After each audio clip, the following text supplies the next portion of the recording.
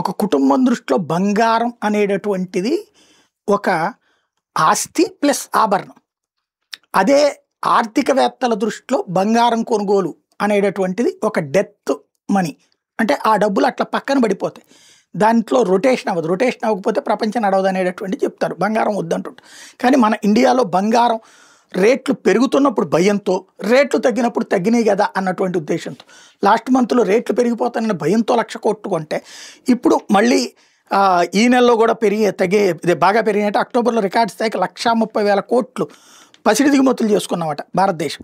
October నెలలో భారత పసిడి దిగుమతులు విలువ 3 అంతలు పెరిగి సరికొత్త రికార్డు స్థాయి $1,472 కోట్ల, 1,30,404 కోట్లకు చేరుకుందట. పండగలు పెళ్లిళ్ళ సీజన్ నేపథ్యంలో బంగారం గిరాకీ భారీగా పుంజుకోవడం ఇందుకు కారణమని చెప్పి విదేశీ వాణిజ్య గణాంకాలు విడుదల చేసిన అనంతరం కేంద్ర వాణిజ్య శాఖ చెప్తోంది.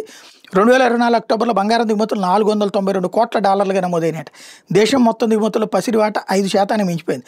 ప్రపంచంలో చైనా తర్వాత భారత్ రెండో అతిపెద్ద పసిడి వినియోగదారుగా రికార్డుకి ఎక్కుతోంది.